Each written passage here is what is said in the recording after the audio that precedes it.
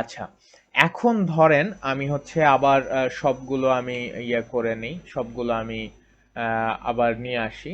Show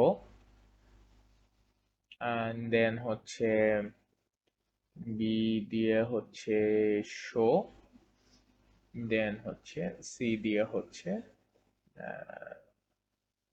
show. So এই হচ্ছে আমাদের একটা অংশ গেল।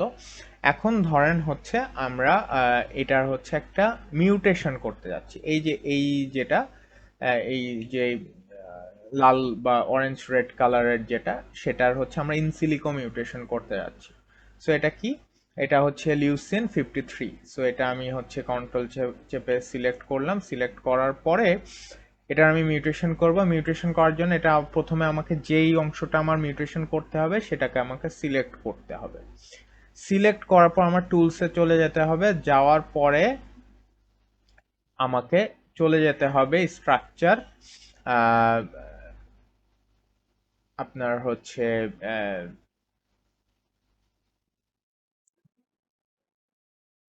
ইয়েতে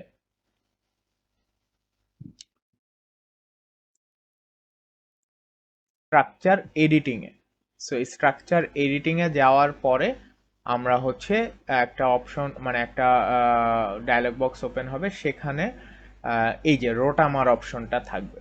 সো এই রোটামারটা হচ্ছে ক্লিক করলে আর একটা ডায়লগ বক্স ওপেন হবে।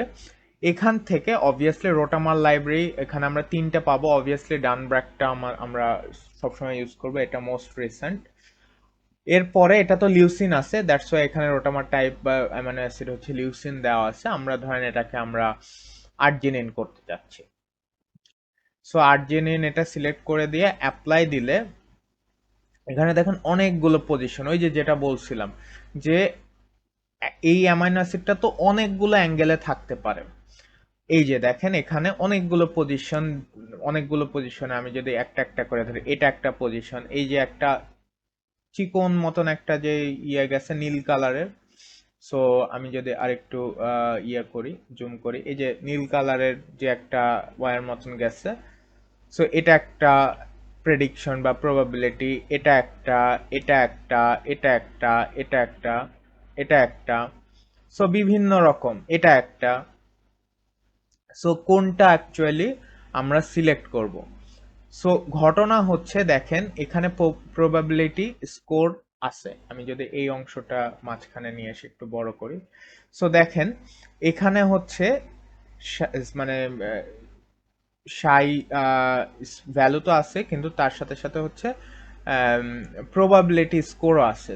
সো এই পজিশনে এই প্রোটিনের আর্জেনিন মোস্ট প্রবাবল ফরম্যাট হচ্ছে এই প্রথমটা। এবং প্রাইমেরার হচ্ছে সবচেয়ে বড় সুবিধা হচ্ছে ওরা এই প্রবাবিলিটি আমাকে খুঁজতে হবে না।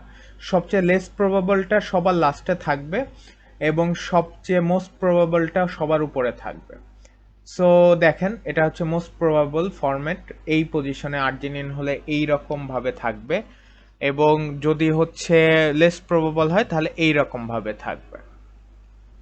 সো মোস্ট প্রবাবলটাই সিলেক্ট করব। সিলেক্ট করার পর অ্যাপ্লাই দিব। সো দেখেন আগের যেটা ছিল সেটা এখন আর নাই।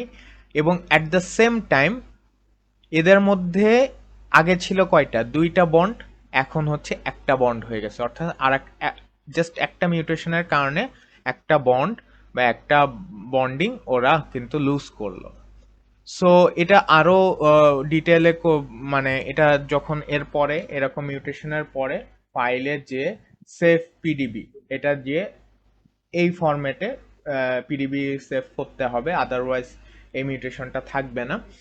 সেভ করার পর সেই পিডিবিটা দিয়ে মলিকুলার ডাইনামিক্স করে আসলেও এই জায়গায় মিউটেশনের কারণে যে বন্ডটা রিমুভ হয়ে গেল, এটা রিমুভ হলো নাকি অন্য কোনো বন্ড হলো বা এই জায়গা পুরো ব্রেক হয়ে গেল, সেটা তখন জানা যাবে মলিকুলার ডাইনামিক্স করে।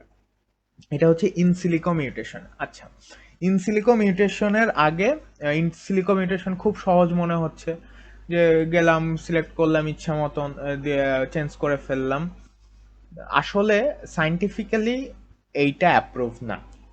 অ্যাপ্রুভ কিন্তু অ্যাপ্রুভ না।